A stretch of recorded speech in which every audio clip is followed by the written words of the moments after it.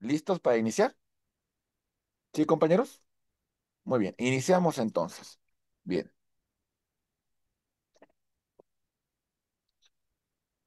¿qué es lo que vamos a ver en esta primera parte introductoria? Bueno, la reforma constitucional en materia de juicios orales en el tema del sistema acusatorio adversarial, ya bastante tiempo, ¿eh? Si lo vemos a lo largo de los años, compañeros, pues ya pasó bastante tiempo, ¿verdad?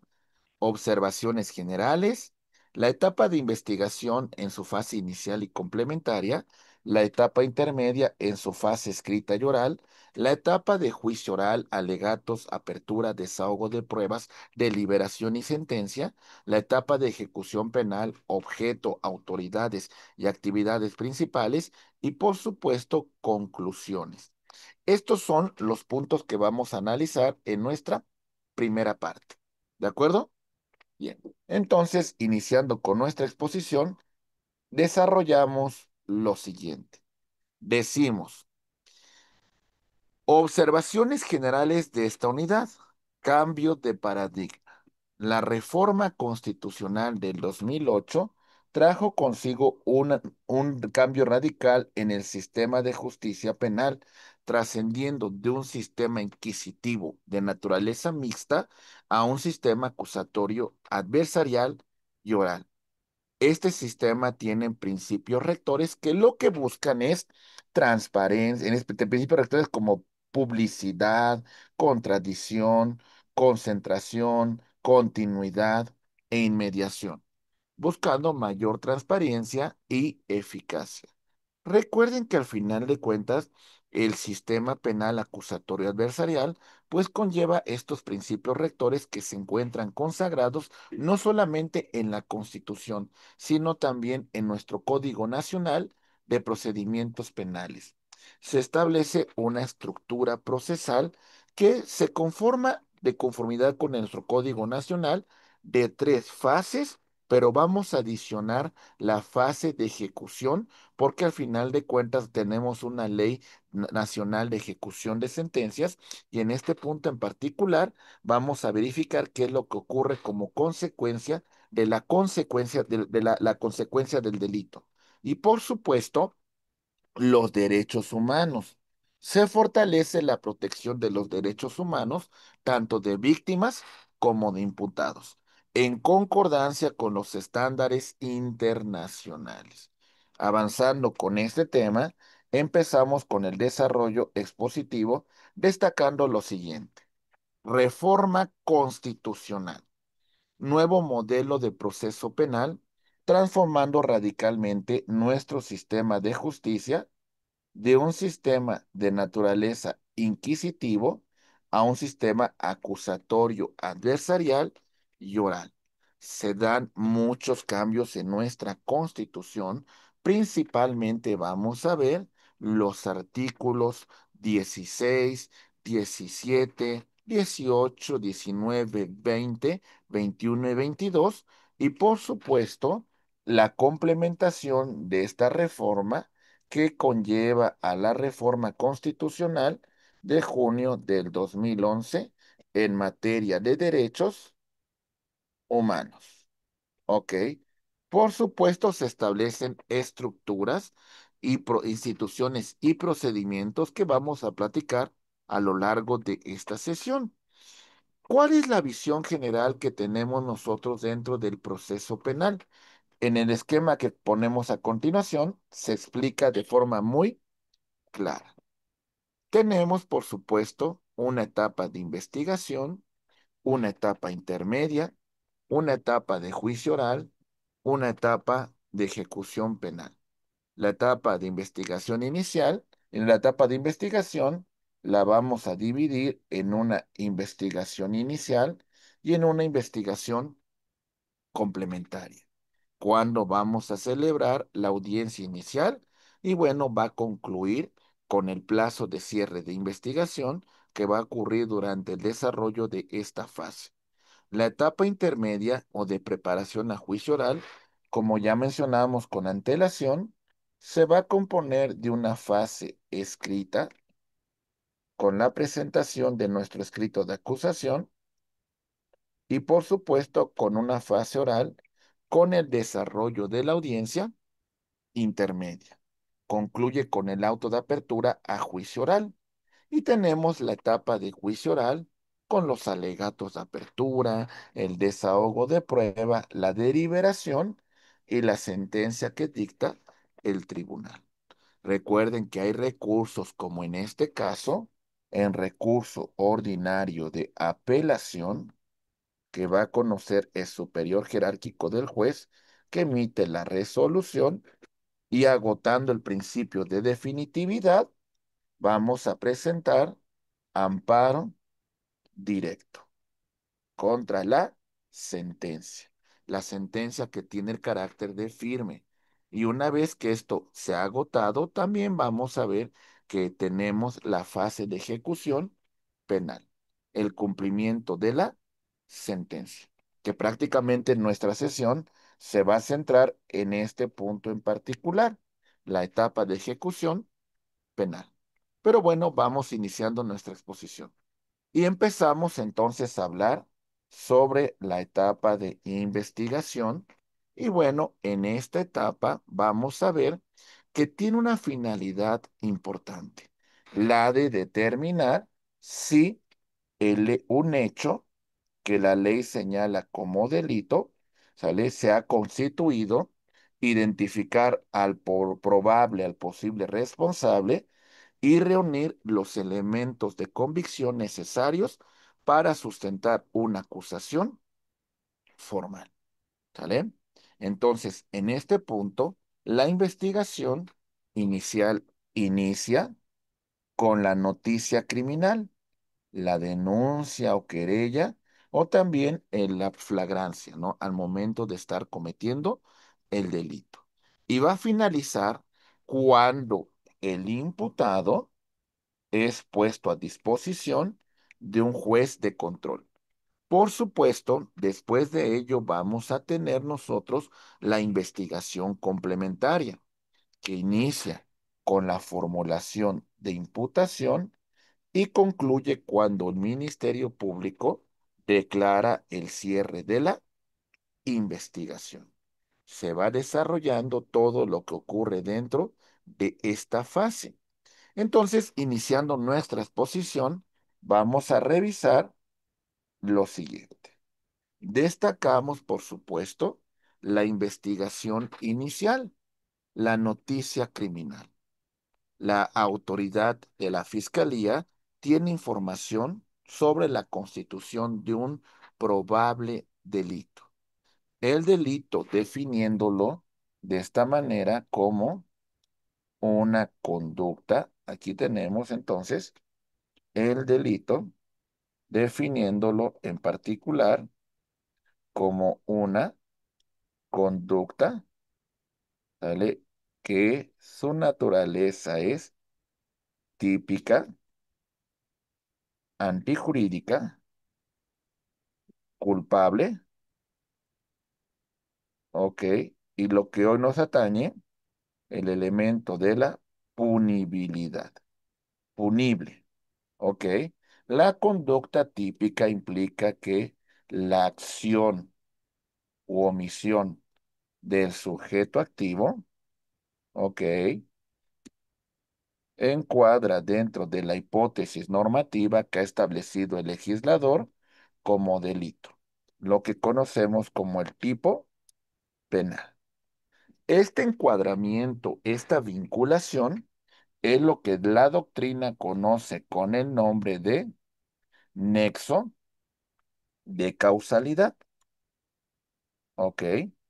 Muy bien. Después, por supuesto, lo referente con la antijuridicidad.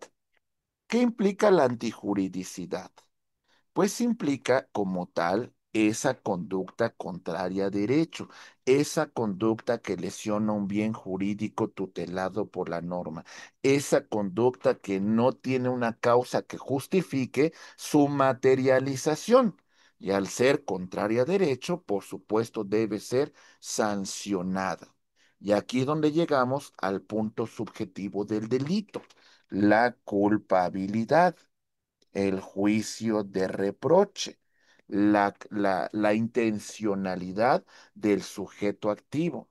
El sujeto activo en este elemento subjetivo actuó con la intención, con el propósito, con con el pleno conocimiento de que el acto que estaba realizando vulnera el orden normativo o actuó de alguna manera, sin tener esa intención, sabiendo que a lo mejor podía ocurrir, no tomó las previsiones necesarias y bueno, se materializó en la lesión de un bien jurídico tutelado.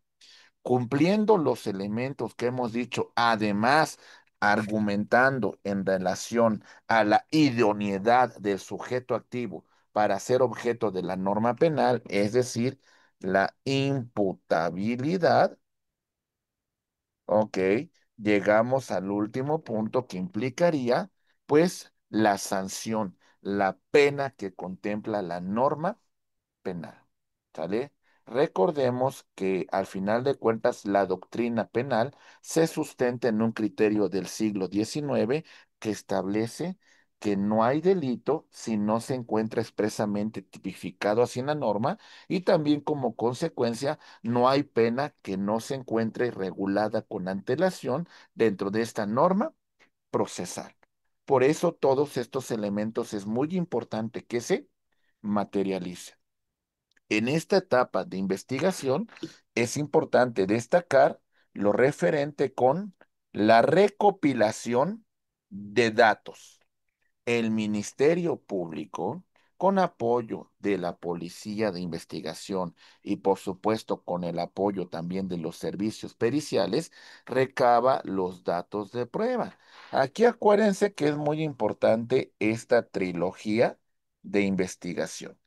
En esta trilogía de investigación, por supuesto que tenemos la participación, ok, suena hasta como película, ¿verdad? La trilogía de investigación, vamos a tener nosotros a la policía de investigación, que en este supuesto va a ser el investigador fáctico, ok. Tenemos, por supuesto, al Ministerio Público, a la Fiscalía, como el investigador normativo y, por supuesto, los servicios periciales como el investigador probatorio. ¿Ok? Es muy importante que todos estos colaboren dentro de esta fase de investigación que es importantísima, que es crucial. También destacamos dentro de la investigación inicial que en el supuesto de que el imputado no sea identificado, vamos a verificar que el posible responsable de la comisión del delito puede que aún no se encuentre identificado y estamos realizando esos actos de investigación. ¿Para qué? Pues para que se dé persecución a la comisión de ese hecho que la ley señala como delito. En eso consiste esta primera fase. Y por supuesto, la puesta en disposición que finaliza cuando el imputado es presentado ante el juez de control para la celebración de una audiencia inicial. Muy bien, estos son puntos importantes que vamos a destacar porque ahora llegamos ya ante la presencia del juez de control en una audiencia inicial. Bueno, que también en el caso de tener un detenido, vamos a iniciar no con una formulación de imputación, sino con un control de detención.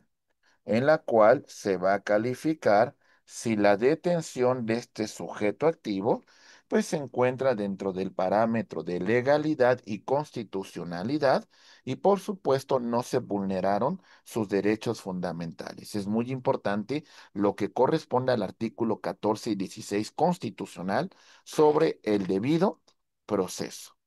Por supuesto, una vez que verificamos el tema del el control de detención, vamos a verificar que en esta audiencia vamos a formular imputación. Vamos a hacerle del conocimiento al sujeto activo que se integra una carpeta de investigación en su contra por la probable participación de éste en la comisión de un hecho que la ley señala como delito. ¿Ok? Por supuesto, el tema de es importante resolver su situación jurídica dentro del plazo que establece la Constitución, que es un plazo de 72 horas, ¿ok? Plazo que se puede ampliar hasta 144 horas. Aquí es importante determinar. Pues si en este caso esta persona, el sujeto activo, se adhiere a este plazo constitucional para que se resuelva su situación jurídica o renuncia al mismo, ¿verdad? Porque en este caso, pues bueno, si se adhiriera a este plazo, el primer debate que vamos a tener aquí, en el caso de que se adhiera, es abrir debate sobre medidas cautelares y posteriormente, una vez que se cumpla este plazo, continuar con la vinculación a proceso. Esto en el caso de adherirse al plazo constitucional. ¿Y qué pasa si renunciase? Si renunciara a este plazo, entonces abrimos el debate sobre la vinculación a proceso y vamos a concluir con las medidas cautelares. Muy bien. Es importante señalar que también se va a solicitar un plazo de cierre de investigación en donde la policía va a recabar datos de prueba para su presentación de la teoría del caso. Con todo gusto, amigos, ahorita si gustan, a petición de parte, con todo gusto le envío a su coordinador dos materiales bien importantes que tengo que les quiero compartir.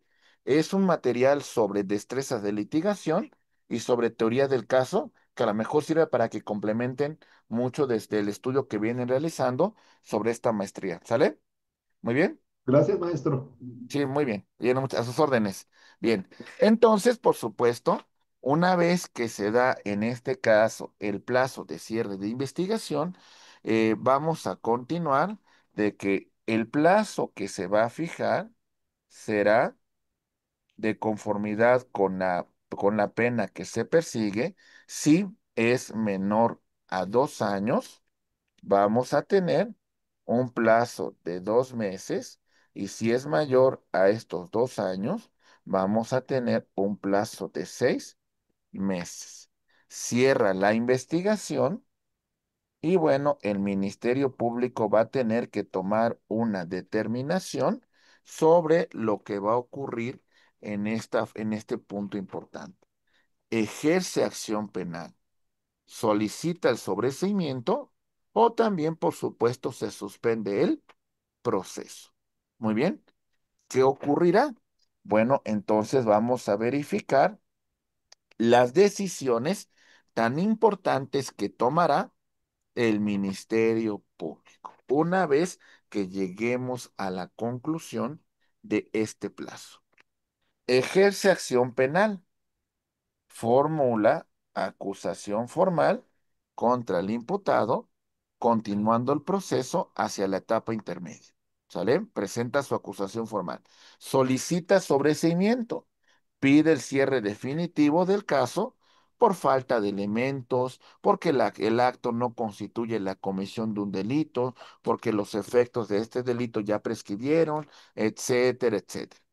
O también, por supuesto, solicita la suspensión del proceso, la suspensión temporal del procedimiento por causas que a lo mejor así justifiquen la investigación que está realizando la fiscalía. Y bueno, a grosso modo, aquí vamos a verificar que vamos a llegar a una nueva fase. Como les mencionaba, solamente es una materia, es una unidad introductoria para ya entrar a los puntos que tenemos que agotar en esta sesión. Y empezamos con la etapa intermedia. El objeto de esta etapa, pues es de prepararnos para el juicio oral. Es una etapa muy importante, es una etapa preliminar al juicio, en donde prácticamente el debate probatorio el debate que se va a desarrollar aquí se centrará a lo que verdaderamente tiene que ser analizado, discutido dentro de la fase de juicio oral. El objetivo principal de esta etapa es el ofrecimiento de admisión de medios de prueba que serán desahogados en el juicio oral, así como la depuración de los hechos que van a ser materia de debate. Tiene una fase escrita con la presentación del escrito de acusación por parte del Ministerio Público y va a concluir cuando dicta el auto de apertura. Bueno, en este caso concluye la fase escrita con la citación a la celebración de la audiencia intermedia. Y su fase oral se celebra la audiencia intermedia ante el juez de control, donde se debaten y admiten las pruebas que serán debatidas en juicio. Como ya mencionamos, la fase escrita de la etapa intermedia va a conllevar lo siguiente. Aquí está. Uno, acusación del Ministerio Público. Presentación formal del escrito de acusación, ¿vale? Y bueno, en este punto vamos a verificar que se va también a dar el conocimiento a las partes. Y tenemos, por supuesto, la coadyuvancia de la víctima.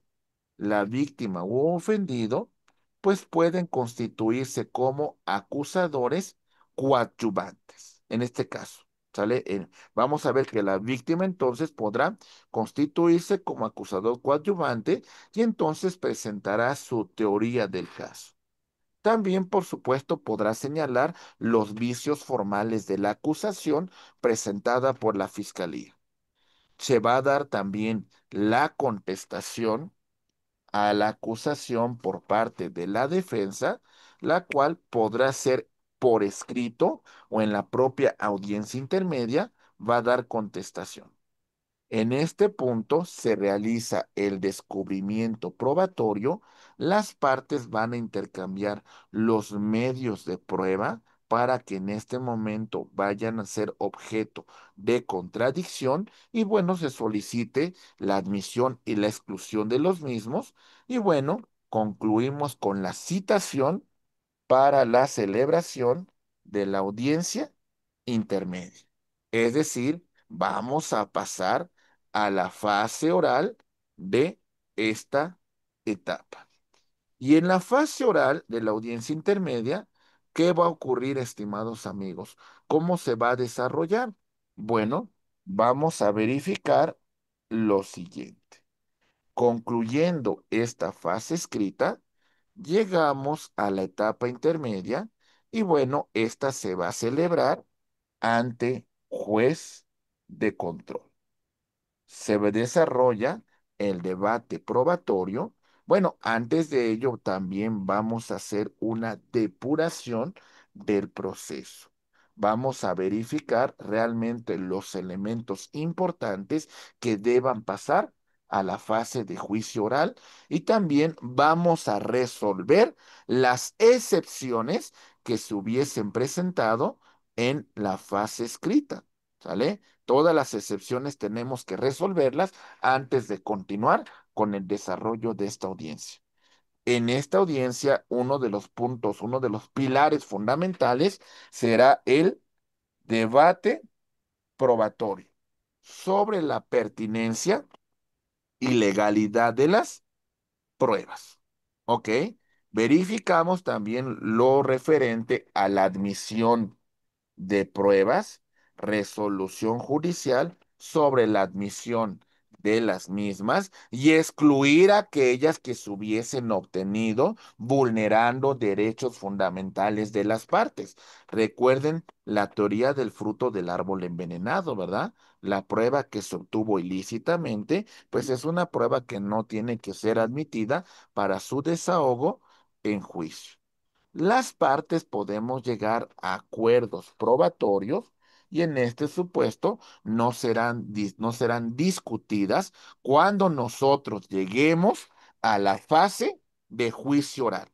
Por supuesto, lo que hemos dicho, la exclusión de pruebas que fueron obtenidas de forma ilícita, que fueron obtenidas vulnerando derechos fundamentales, y bueno, en este supuesto, pues no van a ser admitidas y en el supuesto de que se ofrezcan, pues es importante abrir debate de contradicción para que le hagamos del conocimiento al juez de control, pues que estas pruebas vulneraron derechos humanos y que deben ser excluidas, por supuesto. Y concluye esta fase oral de la etapa intermedia con la emisión del auto de apertura a juicio oral. Prácticamente vamos desarrollando paso por paso qué es lo que va ocurriendo en cada una de las fases. Y ya avanzamos. Y ahora vemos este auto de apertura a juicio oral. ¿Qué es lo que en resumen va a contener el mismo? Bueno, este documento es fundamental para la transición a la etapa de juicio oral. Va a contener el tribunal de enjuiciamiento que va a ser competente para conocer de la presente causa. ¿De acuerdo? La acusación, los hechos materia de la acusación y su respectiva calificación jurídica. Se identifican a las partes que van a intervenir dentro del juicio. ¿Sale? ¿Quiénes van a ser convocados en esta audiencia de juicio? Por supuesto, las pruebas admitidas, el listado de pruebas que serán desahogadas en juicio y por supuesto los acuerdos probatorios, hechos que no serán objeto de debate porque han sido objeto de acuerdo en la fase intermedia, en la fase oral de la etapa intermedia. Y bueno, una vez que hemos revisado lo anterior, vamos a avanzar con la siguiente fase del sistema acusatorio adversarial. Llegamos, por supuesto, a la etapa de juicio oral. En esta etapa es la parte central, es la parte de debate importante dentro del sistema acusatorio adversarial. Se rige por principios como son la publicidad, contradicción, concentración, continuidad e inmediación, que ya sabemos en qué consiste cada uno de estos principios. Y vamos a verificar, por ejemplo, la apertura de juicio. En este punto vamos a ver la instalación de la audiencia, que estén presentes las partes que deban de comparecer. Una vez que verifica el secretario o la secretaria de sala que esto se cumple, pues empezamos con los alegatos de apertura, exposición de la teoría del caso, de la fiscalía, de la víctima o ofendido como acusador coadyuvante y también, por supuesto, de la defensa. En este punto van a presentar su teoría ante el tribunal de enjuiciamiento. ¿Ok? Lo recomendable aquí es cuáles son los objetivos que tenemos en cuanto a nuestra teoría del caso. Recuerden que la fiscalía tiene que acreditar ante este tribunal más allá de toda duda razonable, la responsabilidad del sujeto activo en la comisión de un hecho que la ley señala como delito. Entonces, esto es un punto muy importante, porque recuerden también un precepto constitucional que se llama indubio pro reo. En caso de duda, la resolución tiene que favorecer en este caso, al sujeto activo, al input, al acusado de la comisión del hecho delictivo. Y bueno, avanzando con esta exposición, tenemos, por supuesto, el desahogo de pruebas, presentación de pruebas testimoniales, peritajes, documentos, se realiza interrogatorio, contrainterrogatorio y bueno, continuando, terminando esta fase, vamos a iniciar los alegatos de clausura, los argumentos finales de las partes, resumiendo la evidencia presentada y ahí pues de alguna manera acreditando si la hipótesis que han presentado en su teoría del caso ha quedado acreditada y bueno, pues normalmente vamos a decir que sí, ¿verdad? Ese es el punto principal, señalar que la hipótesis que hemos presentado pues se ha demostrado durante el desarrollo de este juicio. Y por supuesto, la deliberación y sentencia, la decisión del tribunal sobre culpabilidad o inocencia y así como la consecuencia de la emisión del fallo. ¿Ok? Vamos a continuar con el desarrollo de esta etapa y mencionamos lo siguiente. Ahí va. Bien, decimos. El tribunal de enjuiciamiento es el órgano encargado de llevar a cabo esta etapa. Sus características principales son, bueno, se compone de un juez o la regla general son tres, según la gravedad del delito. Bueno, y también, pues, de alguna manera, la organización de los poderes judiciales de las entidades federativas o también el Poder Judicial Federal. Tenemos, por supuesto, la independencia. Ya sabemos que ningún juez que que hubiese intervenido en la fase inicial o en la fase intermedia pueden intervenir en esta fase de juicio oral. La inmediación. Siempre deben estar presentes durante todo el desahogo de pruebas, durante los alegatos, ahí estarán este tribunal. Y por supuesto, deliberará sobre la culpabilidad o inocencia del sujeto activo. Recuerden lo que va a ocurrir en relación a el desahogo de pruebas. Vemos de forma general algunas pruebas que se van a desarrollar dentro del juicio oral, ¿verdad? La prueba testimonial. Declaraciones de testigos mediante interrogatorio directo por las partes y el contrainterrogatorio. Su señoría, pues se encarga de presidir este desahogo de esta prueba y por supuesto la importancia que tiene es pues que introduzcan los elementos constitutivos del delito o en su caso pues se verifique la probable contradicción al momento del desahogo de esta prueba.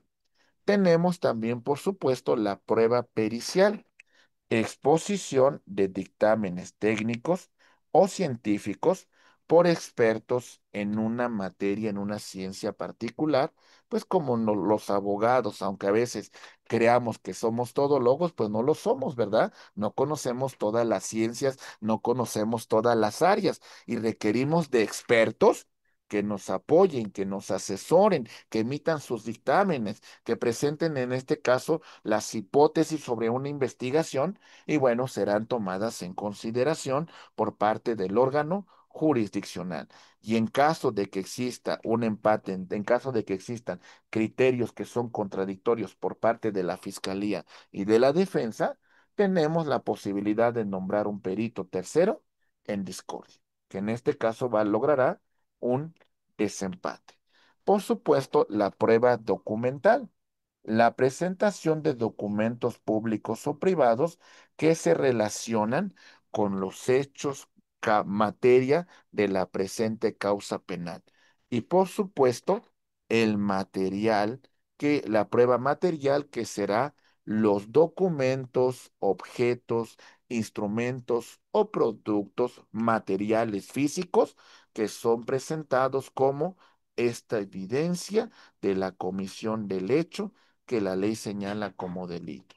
Ya hemos platicado a grosso modo de los principios que regulan esta fase, pero bueno, los vamos a retroalimentar.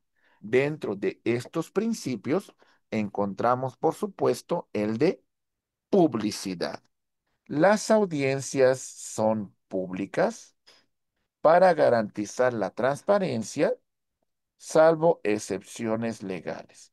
Hoy en día, por ejemplo, con la reforma al Poder Judicial, pareciese que un tema crucial es si los procesos se abren al público, si el pueblo interviene en el tema de la función que realizan los jueces, pareciese que esto es mejor, ¿no? Pero honestamente, en este tema, en este principio, normalmente la gente interesada dentro de la celebración de estas audiencias son las propias partes involucradas o también, por supuesto, abogados que se encuentran en formación, que acuden, pues a ver cómo se va desarrollando y un poquito vayan conociendo el escenario, ¿verdad? La contradicción. Las partes confrontan las pruebas, confrontan los argumentos y bueno, de alguna manera esta es la naturaleza de nuestro sistema acusatorio adversarial, porque al final de cuentas va a haber una contradicción entre las teorías del caso que presenta la fiscalía y la teoría del caso que presenta la defensa. Continuidad. Las audiencias se desarrollan de forma continua, sin interrupciones prolongadas. La concentración. El desahogo de pruebas se realiza en la misma audiencia o, de ser necesario, en próximas, ¿sale? Señalando la temporalidad para su continuación. Y por supuesto, la inmediación. Su señoría debe estar presente durante los alegatos de apertura, de clausura y también, por supuesto, durante el desahogo de las pruebas.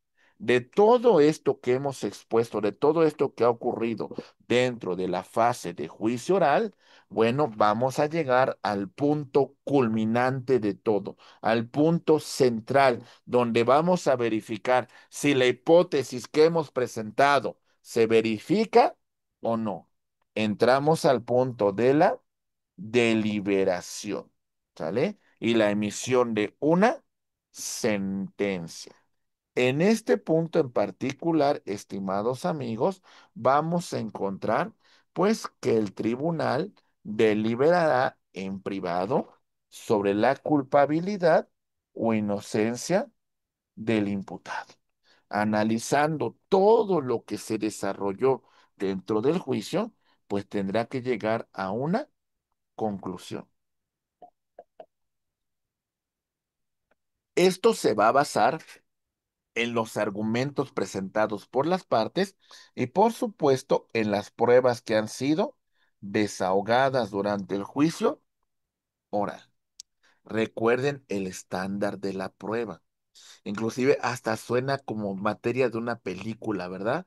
Más allá de toda duda razonable para emitir una sentencia, ¿verdad? Para establecer la responsabilidad del sujeto activo en la comisión de un hecho que la ley señala como delito. Y por supuesto, el tribunal va a emitir un fallo que puede ser condenatorio o absolutorio. Y bueno, compañeros, en el caso de tener una sentencia condenatoria, vamos a celebrar una audiencia de individualización de sanciones y reparación del daño. ¿Y qué es lo que se va a desarrollar dentro de esta audiencia? Vamos a verlo a continuación, rápidamente. ¿Ok? Muy bien. Aquí, a grosso modo, si tras un fallo condenatorio se celebra esta audiencia de individualización de sanciones y reparación del daño, se va en este caso a determinar la pena. Se establece la duración y la modalidad de las sanciones, considerando las agravantes y las atenuantes, que son también elementos accidentales del delito que van a servir para aumentar, en este caso establecer pues un estándar mayor en la pena o atenuante para una disminución. ¿De acuerdo? Por eso es muy importante el análisis de toda una teoría del delito en la conformación de nuestra teoría del caso. La reparación del daño. Se fijará el monto y la forma de reparación del daño a favor de la víctima u ofendido. También, por supuesto, las medidas de seguridad. Determinar medidas adicionales para garantizar la no repetición o protección a la víctima, por supuesto, y concluimos con los sustitutivos penales. Evaluar la posibilidad de aplicar sustitutivos a la pena de prisión cuando proceda legalmente, ¿verdad? También son supuestos, acuérdense que la pena privativa de la libertad es la última ratio. Y bueno, una vez que hemos desarrollado todas estas fases del sistema acusatorio adversarial, vamos a entrar a lo que nos convoca en esta sesión, lo que conocemos nosotros como la etapa de ejecución penal. ¿De acuerdo? Una vez que tenemos una sentencia condenatoria y esta ha quedado firme, iniciamos con la etapa de ejecución penal. Se verificará la supervisión de la pena. Supervisar el cumplimiento de la pena que ha sido impuesta, la garantía de los derechos de las personas que se encuentran privadas de su libertad, porque por supuesto hay que garantizar sus derechos humanos. Algunos dentro, algunas, no sé, por ejemplo, si nos remitiéramos a un sistema de estado de excepción, nos encontraríamos un sistema muy similar como lo que ocurre en El Salvador, aunque la política criminal del Salvador justifica las acciones que se están tomando porque en general la población dice que se ha pacificado el país y se ha logrado pues hasta cierto punto que los grupos delincuenciales que antes tenían el control del Estado, ahora, pues prácticamente ya la población tiene una situación de mayor tranquilidad, ¿verdad? Hasta cierto punto mucho se debate, ¿no? Porque la persona que ha sido víctima de un delito, pues quiere que esa persona que cometió el mismo, pues sea castigada severamente, ¿verdad? Pero hay derechos que hay que garantizar a las personas que se encuentran privadas de su libertad, desde un estándar de derechos humanos. Lo que busca en esta etapa, por supuesto, es la reinserción social, promover la reinserción de la persona que es sentenciada. Eso es lo punto importante, eso es un debate fundamental. Y por supuesto, la reparación del daño. Vigilar la reparación del daño a la víctima.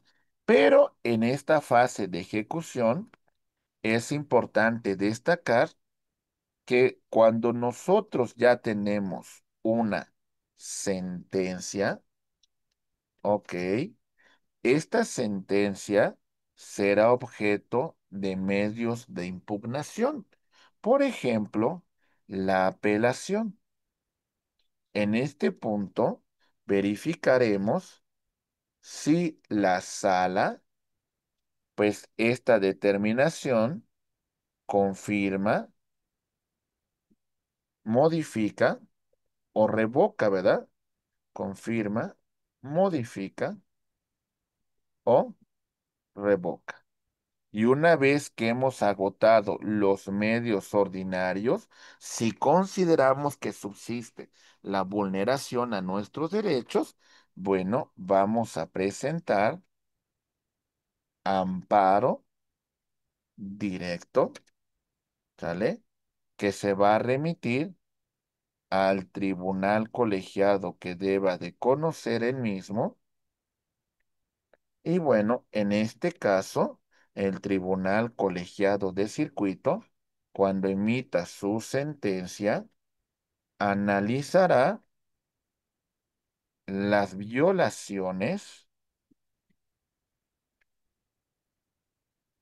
¿vale?, procesales que se hubieran cometido durante el desarrollo del proceso o las violaciones al momento de dictar sentencia. Las primeras, la doctrina las conoce como in procedendo y a la segunda se conocen como in judicate. Desde un punto de legalidad, aquí concluimos con todo, ¿eh? Ya no hay más que discutir desde un punto de vista de legalidad. Pero si existen planteamientos de constitucionalidad, entonces existe la causa de presentar amparo directo en revisión y en este supuesto, este amparo directo en revisión será tramitado, será resuelto por la Suprema Corte de Justicia de la Nación. Sí, sí hay, sí existen, por supuesto, planteamientos de constitucionalidad. Lo importante es que estos planteamientos se hayan debatido desde la litis de origen. Ahora bien, ¿qué pasaría si también se presentaron argumentos de convencionalidad? Esos no se van a discutir en revisión de amparo directo. Prácticamente, si existen elementos de convencionalidad, tendríamos que continuar. Después de todo esto, ya agotamos todas las instancias que deberíamos agotar en el interior del Estado. Lo que continuará es la tramitación ante el Sistema Interamericano de Derechos Humanos, presentando en primer lugar la petición ante la Comisión Interamericana de Derechos Humanos, ok, con su informe de admisibilidad, procurará llegar a un acuerdo conciliatorio. Si no se logra el informe de fondo, y bueno, si no se da cumplimiento, la comisión presentará demanda y en este caso va a conocerla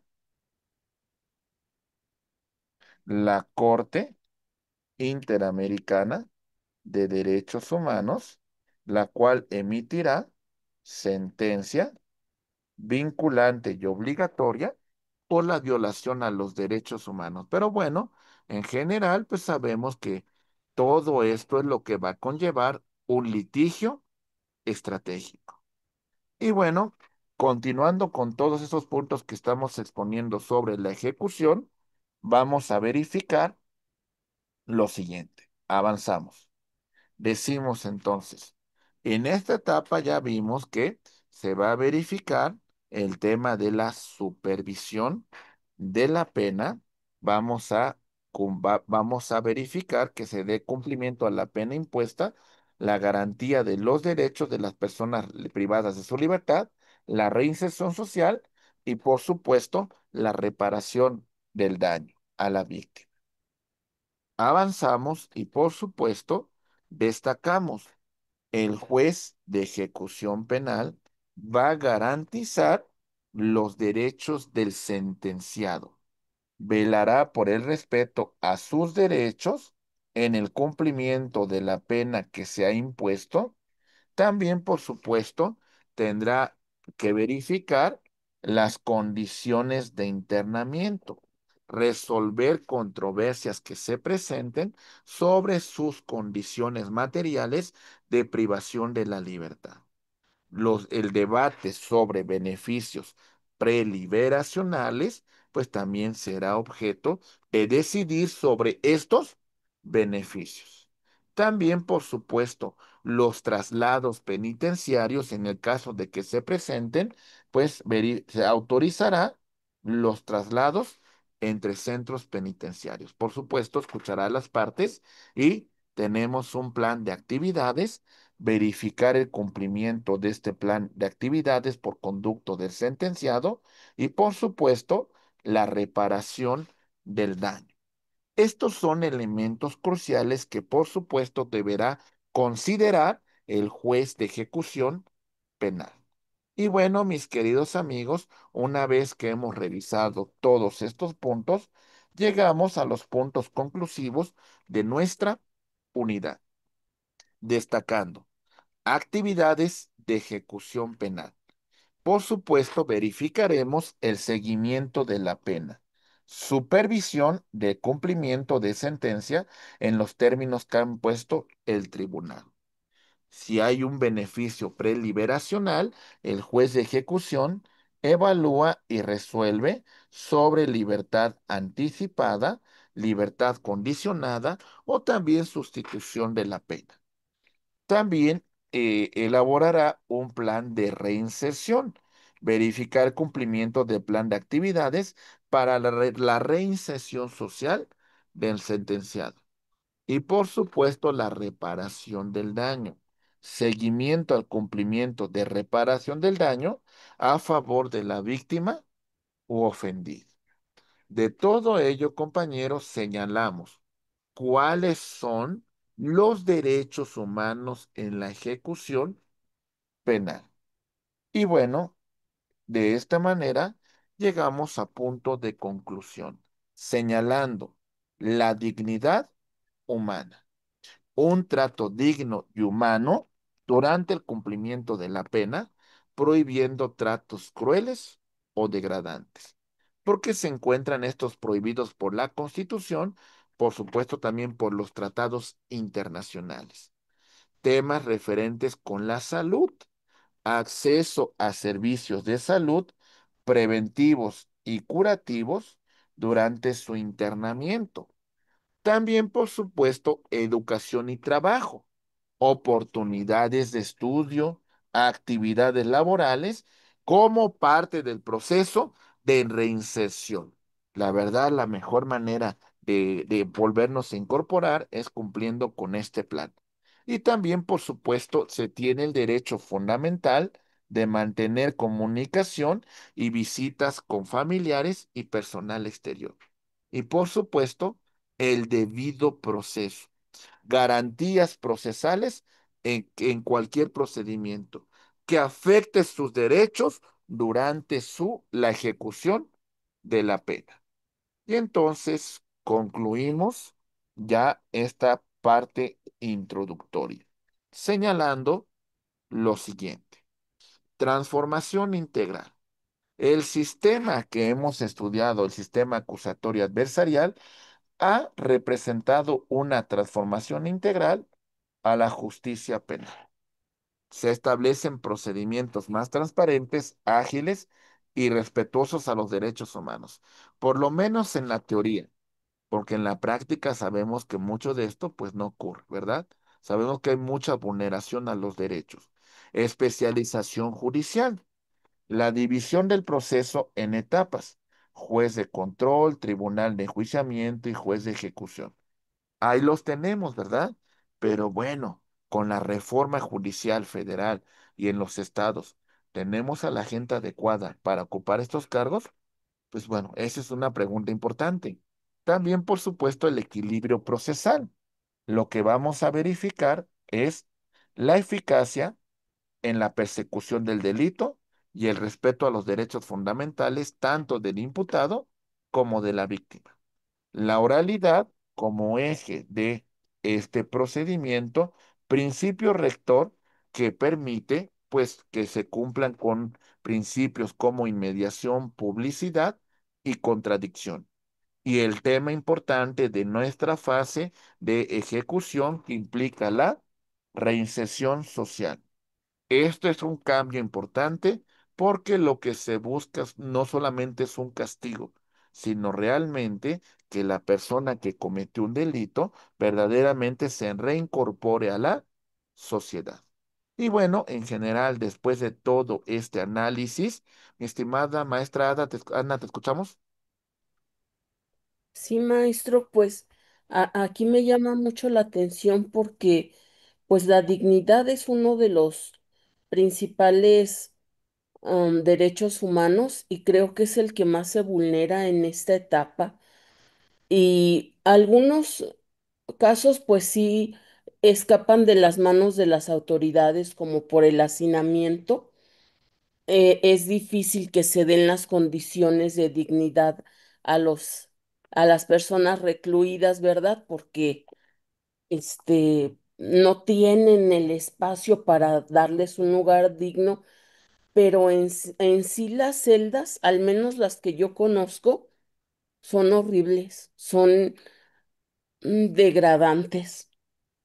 Y pues no sé si ahí, ¿qué pasaría si se presentara un amparo para mejorar esas condiciones?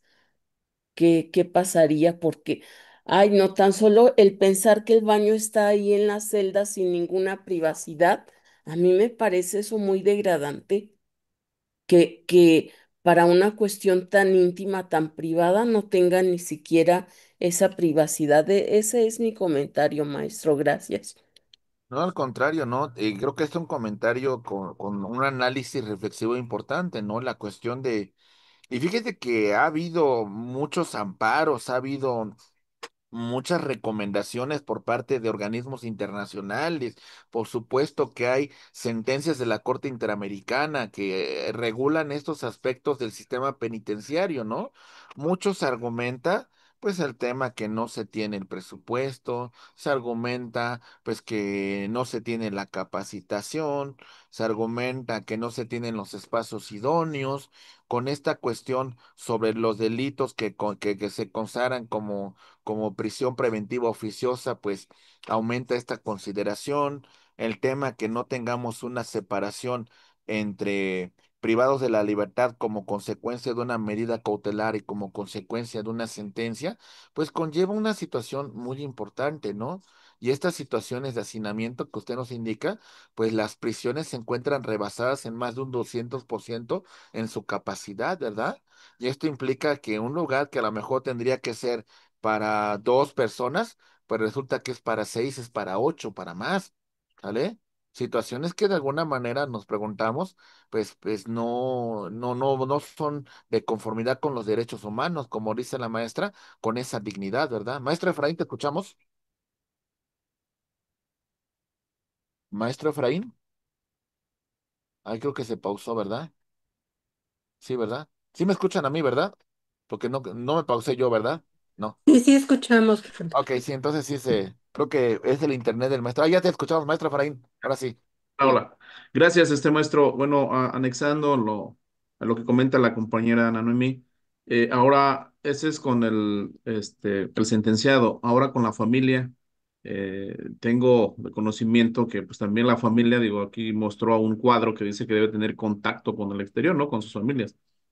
Para las familias es muy trágico porque, por empezar, imagínense si el ir al baño es difícil ahora cuando están en su contacto íntimo, ¿no? Porque al final del día debe de tener su vinculación con su afecto, con su esposa o su persona, pues también creo que no nomás ahí el sentenciado sufre de este tema de derechos humanos, ¿no? Vulnera, sino que también las familias, ahora los niños, porque si bien es cierto, pues todo lo conocemos, ¿no? Que existe ¿cómo lo podemos decir? Un pago, una retribución para que efectivamente no grupos no los maltraten, no los dominen, ¿no? Entonces, pues todo eso, y como usted bien lo señala, qué triste que existan muchos, digo, la convención es un amparo, yo también iba a manejar eso, si existe algún mecanismo para hacer eso. Al final del día, entonces, la autoridad siempre se va a escudar, siempre va a buscar una forma, entonces, ¿quién va a poder hacer justicia con esto? Gracias, maestro. No, al contrario, no creo que también este argumento que se expone, ¿no? No solamente es el tema del sentenciado, sino también de la familia, ¿no? También la situación de que lamentablemente los centros de reclusión, pues se llegan a convertir verdaderamente en lugares donde imperan los cárteles, ¿verdad? En lugares donde realmente ellos tienen el control administrativo, hasta hay que decirlo de esa manera, ¿no? Y dónde se dan muchos de los delitos de extorsión, y hasta tienen ahí todo su sistema, toda su red de comunicación, y ahí están, ¿verdad? Siguiendo operando desde estos centros, siguiendo operando y prácticamente pareciese que no hay consecuencias. Apenas vi una noticia, no me acuerdo si del año pasado, en un penal de Puebla, en donde literal, ¿no? Tenían prácticamente una tienda ahí grandísima donde inclusive había hasta prostitución, ¿no? O sea, imaginen la situación, pues, de tan delicada que existe dentro de este tema del cumplimiento de la pena, ¿no? La violación grave a derechos humanos y también, por supuesto, los privilegios que algunos pueden pagar y que se encuentran, pues prácticamente como si estuvieran en un lugar en lo cuales ellos tienen todos los privilegios, ¿verdad? ¿Recuerdan el caso de Pablo Escobar Gaviria en Colombia? Que hasta se creó una cárcel especial para él. Pues ahí está, ¿no? ¿Cuántas personas que a lo mejor con gran poder, pues resulta que entre comillas, se encuentran privadas de su libertad, pero tienen todos los beneficios, ¿verdad? Muy bien. Maestra Ana, te escuchamos, por favor. Sí, maestro, y también ahorita que decía el compañero lo de los familiares, hay en muchos centros penitenciarios donde tienen en su reglamento que para la visita nada más puede entrar la familia y la esposa o concubina. Entonces, la concubina tiene que hacer el juicio para acreditar que es concubina, pero me he encontrado yo con muchos casos que no son concubinas, que son novias o es la amante y no le permiten el ingreso, a pesar de que el señor ya tiene años separado y pues no es una cosa que no sé quién los puso ahí a cuidar también la moralidad. Yo pienso que si es novia, si es amante, lo que sea, si es una persona o qué tal que son de los que practican el poliamor, o sea, ¿por qué no les permiten la visita con su pareja? Bueno, Sí, pero por me supuesto. O absurdo. simplemente una amiga, un amigo, ¿no? Simplemente tengo ese derecho, ¿no? Si alguien me quiere visitar, pues, ¿por qué no recibir un amigo? ¿Por qué? ¿Por qué establecer que exista un vínculo o de parentesco consanguíneo, demás? Creo que sí tiene mucha razón en ello. Maestro René, le escuchamos, por favor.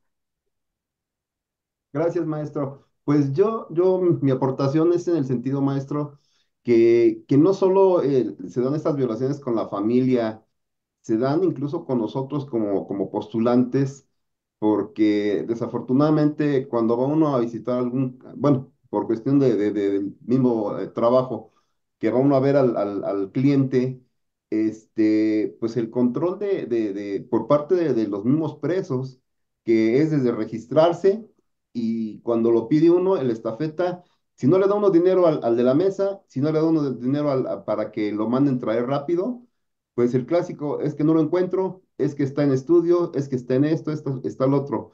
Y lo obligan a uno a darles dinero porque si no, no lo hacen. Y digo, yo pregunto, o sea, ¿por qué no la autoridad es quien lo debería de hacer, ¿no? O sea, hasta ahí yo digo que son situaciones que a nosotros como profesionales nos perjudica, porque se puede pasar uno una media hora, una hora, es que está en estudios, es que está en esto. Y si no le da uno dinero, olvídese, es estar una hora, 2 horas esperando al cliente, ¿no? Entonces, digo, sí, sí complica, ¿no? Y digo, no es solo eso, no es solo con la familia, sino también con nosotros como abogados, ¿no? Pues sí, ¿no? Hasta nuestra dignidad como profesionales Exactamente, se ve menguada, ¿no? claro, Sí, ¿no? O sea, al final de cuentas, pues no respetan nuestro ejercicio profesional, no es correcto. respetan el tema de que pues estamos ahí por una causa de representación legal. O sea, no es un tema de contentillo, no es un tema de placer, no es una causa legal que estamos Ujú, defendiendo. ¿Y así es. por qué existen todos esos temas de corrupción, que son inclusive puntos que vamos a analizar aquí, la crisis del sistema penitenciario? Porque la ley se ve Ujú, muy bonita, la doctrina se ve muy bonita, el tema de los derechos humanos desde el punto de vista doctrinal se ve padrísimo, pero la sí, realidad, pues es la verdad otra. es que se supera muchísimo, ¿no? Ahí están tratados, ahí están leyes y demás, qué bonito, ¿no? Pero ver, vamos a verlo materialmente, qué ocurre, vamos a ver realmente qué ocurre dentro del sistema, ¿verdad? Y en ese supuesto nos damos cuenta que estamos en una crisis importante, ¿no? Y no solamente en el caso de México, por ejemplo, Estados Unidos, entre comillas, un país de primer mundo, también tiene una crisis importantísima en su sistema penitenciario, ¿eh? Importantísima y fundamental. También hay situaciones que se pone uno a pensar, bueno, no que son un primer mundo, y bueno, el sistema penitenciario también está, pero por los suelos y violaciones de derechos humanos todos los días, ¿no? Y también cuántas veces no volteamos a ver a nuestro hermano país de El Salvador y justificamos algunas acciones. Decimos, no, es que es lo correcto, ¿no? Si le preguntamos al pueblo, dice, es lo correcto, ¿no? Qué bueno, que los castiguen, Mm. que los dejen sin comer, porque la política criminal de ellos dice, adelante, ¿no? Vale la pena, ¿no? Mi estimada, muchas gracias, maestro. Maestra Luz, Gracias, creo que maestro. también levantó la mano, órdenes. Maestra Luz, ¿la escuchamos? Sí, buen día a todos. Buenos Mm, días. Yo me quería referir a lo que comentaban respecto de las concubinas, donde mencionan que por qué no pueden entrar. De hecho, sí pueden entrar si se les pide un acta de concubinato que acrediten. Eh, es bien cierto que necesiten su visita las personas privadas de la libertad, pero también lo es que estas personas que ingresan, el control debe ser estricto porque a través de esas personas ingresan todos los objetos que están prohibidos dentro de un penal. Muchas veces registran como concubinas cada, no sé, cada 2 semanas, cada 3 semanas. ¿Por qué? Porque es con las personas que trabajan desde afuera. Entonces, no se puede dejar a manera abierta el ingreso de todas las visitas. Hay un cárdex que tienen todas las personas privadas de la libertad para que registren a sus familiares directos, lo cual se tiene que acreditar, todo tiene un procedimiento. Se tiene que acreditar el parentesco con las personas privadas de la libertad. Obviamente siempre van a tener preferencia primero la esposa, los hijos, los padres, los hermanos. Eh, Personas que efectivamente a lo mejor ya no están con las esposas y ya tienen una concubina, no se puede quedar nada más por simple dicho, lo tienen que acreditar. Aún así, habiendo estas medidas, ingresan, eh, si bien es cierto, la corrupción no nada más son en los penales, en todas las instituciones de seguridad, desafortunadamente, existe la corrupción. Y de hecho, no nada más instituciones de seguridad, también todo lo que es gobierno. Al final del día, en todo lo que es de gobierno, existe la corrupción. Si no se tuvieran estas medidas para tener ¿Todo el bien? registro de los visitantes, sería todavía el doble de corrupción lo que existiría dentro de los penales. Esa es mi aportación, maestra. No, al contrario, muchas gracias, ¿no? O sea, desde una perspectiva práctica tiene toda la razón, ¿no? La cuestión de que lamentablemente, a veces se toman medidas extremas por la situación también de la política criminal que se tiene, ¿no? Recuerden que el tema de la ejecución tiene que ver mucho con política criminal, ¿eh? Muchísimo. Esto tiene que ver, pues, con cuestiones de la situación que vive nuestro país. Es una situación compleja en el tema de delincuencia, la situación de los cárteles y el poder que tienen también, por supuesto, no solamente materialmente en el grueso de nuestro territorio, sino también, por supuesto, en los centros penitenciarios, ¿no? La verdad es que se llegan a convertir en verdaderos los controles administrativos que llegan a tener, y estas medidas pues tienen que ver también con ello, ¿no? La cuestión que menciona mi estimada maestra en la situación de que pues muchas de estas personas pues también se encuentran coludidas, a lo mejor se encuentran vinculadas también dentro de cárteles, dentro de grupos delincuenciales, y bueno, de esta manera siguen operando, ¿no? Si no hay que preguntarnos, vemos muchos documentales y vemos muchos reportajes de televisión en donde desde los centros penitenciarios están haciendo llamadas de extorsión, ¿verdad? Pero bueno, Ujú. mi estimado maestro Efraín, muchas gracias, ¿te escuchamos? Maestro Efraín, creo que... te escuchamos, perdón. Sí lo escucho. ¿Ahí me Sigue, escuchan? Ahí. sigue, perfecto. Ajá. Sí, creo que como bien lo señala este maestro y viendo esto, existen diferentes posturas, ¿no? Aquí el pasado junio en el estado de Morelos hubo una situación, precisamente eso vamos, una persona, supongo que cayó en crisis y privó de la vida a su perrito, ¿no? Un perrito. Obviamente, organizaciones pues lo denunciaron, personas, vecinos.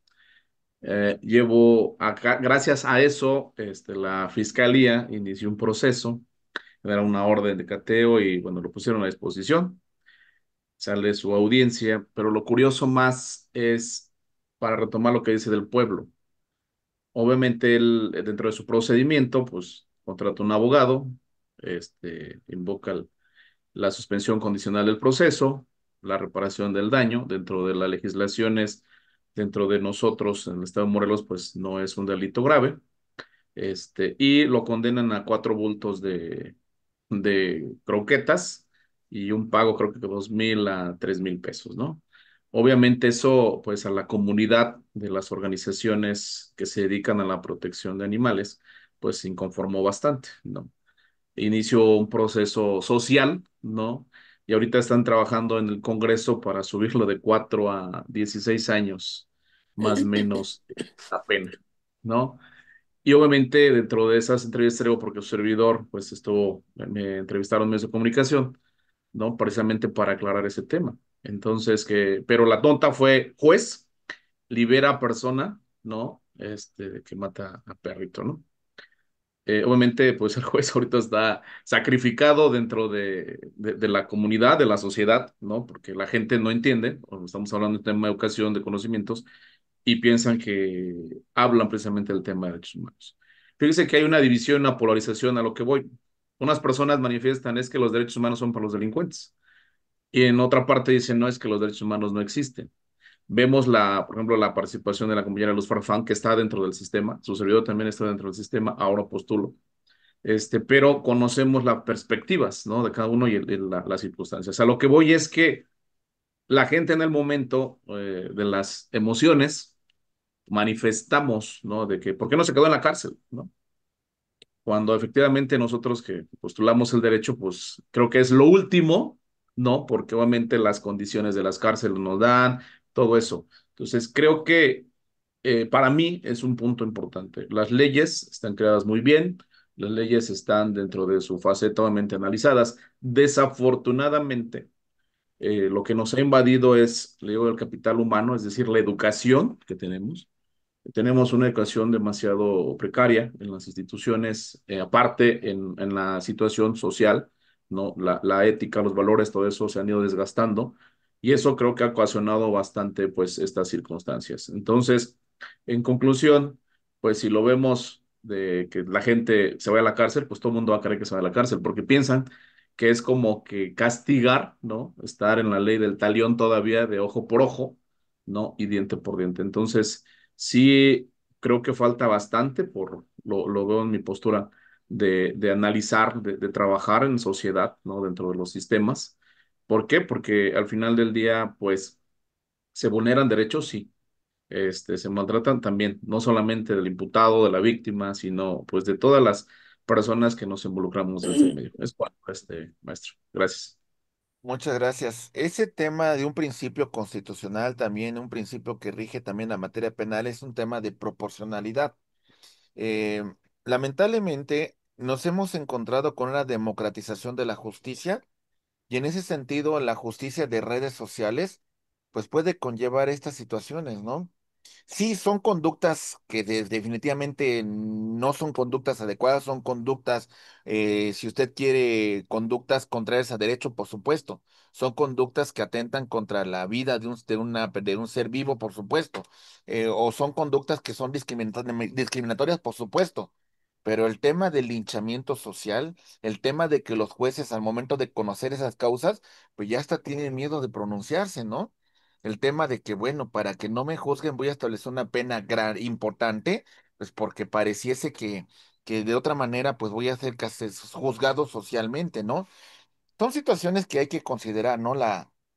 Y la verdad es que el tema de la ejecución penal, recuerde que la última ratio es la prisión como tal. Si existen medidas menos lesivas, pues hay que considerarlas, ¿no? Si existen medidas que de alguna manera hay que contemplar y no la pena de prisión, por supuesto. Que socialmente, siempre, si usted le pregunta al grueso de la población, va a decir cárcel, cárcel, cárcel, castigo, castigo, castigo porque a veces esa es la consecuencia, ¿no? Que consideran que para que una persona, entre comillas, pues repare el daño que causó, ¿no? Se considera que la cárcel es la pena más importante, la pena que va a lograr un cambio, pero pues eso se ha planteado desde el siglo XVI y nunca ha ocurrido nada, ¿eh? El tema del sistema penitenciario prácticamente conllevó un tema de que la pena, el castigo, la sanción, pues iba a disminuir iba a disminuir la problemática del delito. ¿Y sabe qué? No lo ha logrado, ¿eh? No lo ha logrado, pero bueno, seguimos teniendo una cultura decimonónica, ¿no? Una cultura en la cual pues seguimos pensando en el castigo como una forma de pues reparar una conducta social. Muchas gracias, maestro. Maestra Luz, veo que levantó la mano con antelación para que continuemos con todo gusto, la escuchamos. Maestra Luz. Ok, bueno, en lo que nos ayuda la maestra Luz conectándose, vamos a continuar entonces ya prácticamente.